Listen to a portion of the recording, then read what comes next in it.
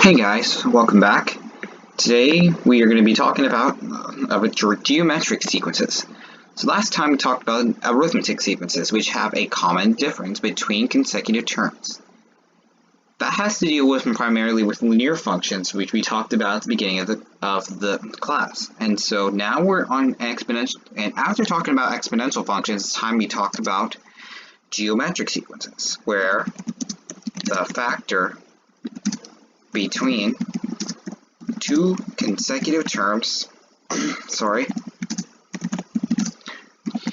is consistent throughout.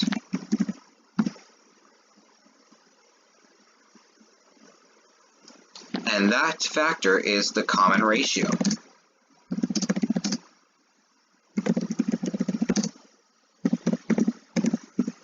So let's take a look here. This is a geometric sequence because if we take a look here, they look like they're being multiplied by a constant factor. And we are being asked to identify the next three terms of the sequence. And so we need to find in order to write those next three terms, we need to find a common ratio. And to do that, we take the second term divided by the first term. Divided by, not minus, divide. And don't get flip-flopped. Don't do 3 divided by 6. Must do 1 after divided by 1 before. And they have to be consecutive terms. Understand me? Okay, now, so it's 6 divided by 3, meaning our common ratio is 2.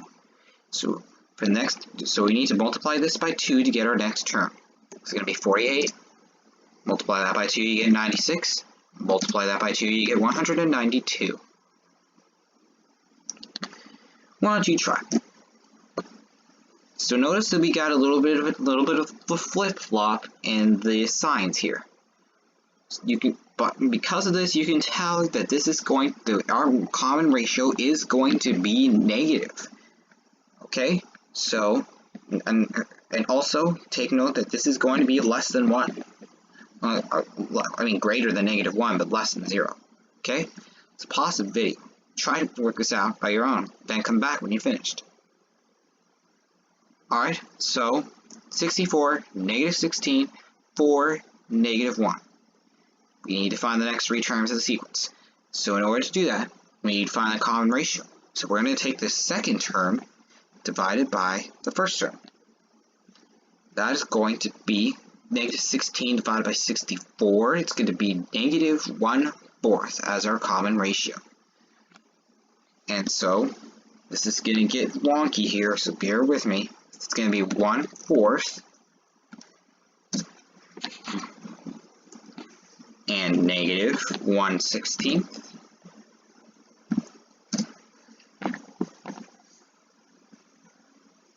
And then 1/64. So we're basically multiplying by -1/4 every time. And the terms seem to get smaller and smaller. Alright? So now we're going to look at the formula. We learned the formula for arithmetic sequences. Now we're looking at geometric sequences. So same variables except for r, not d. So a sub 1 is still the first term. A sub n is still the nth term. N is still the number of terms, but instead of d as our common difference, we are looking at r, the common ratio. So the nth term is equal to the first term multiplied by the common ratio raised to the number of terms minus 1. Okay? So let's try to use that formula and find some terms. Alright? So here's the first one. So it's 2, 12, 72, 432. Find a sub 10. Alright, so we know what, so we need to find a sub 10, so it's going to be a sub 10 here. Our first term is 2. We're going to put the common ratio in parentheses. Now what is it? Well, to find a common ratio, we take the second term divided by the first term. So it's 12 divided by 2, which equals 6. and then it's going to be raised to the power of 10 minus 1, which equals 9. I am going to use a calculator to evaluate this myself, because this is a pretty complex calculation. You might want to do this too.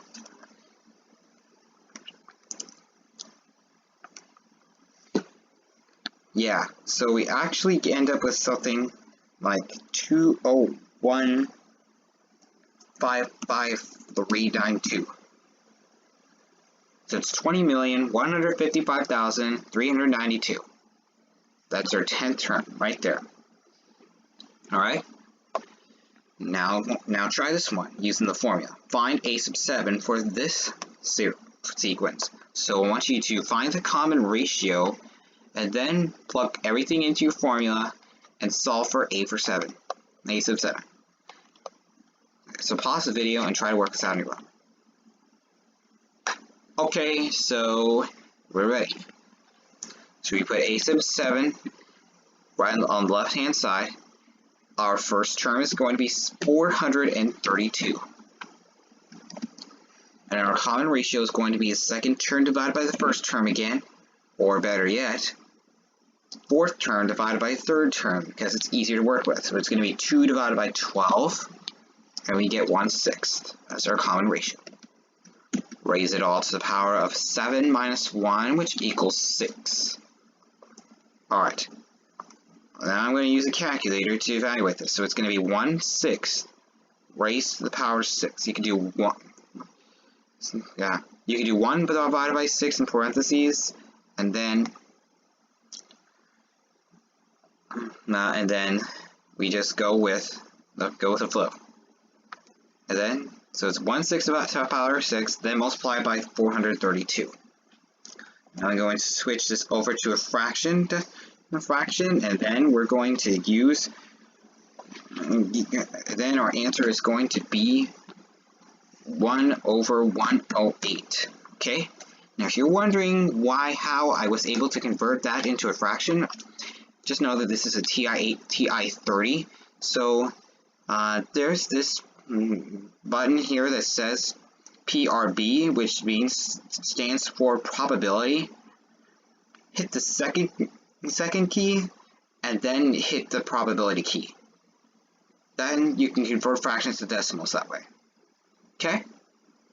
Otherwise, your answer, if you wrote it in decimal form, you should get an approximate answer of 0.009259259. You don't want to write that. So that's why you should know how to convert fractions to decimals. Okay? Anyways, that's all the time we have for today, guys. We already have one lesson left for sequences. That's going to be on recursive rules. Okay? Thanks so much for watching, guys, and have a great rest of your day. Bye.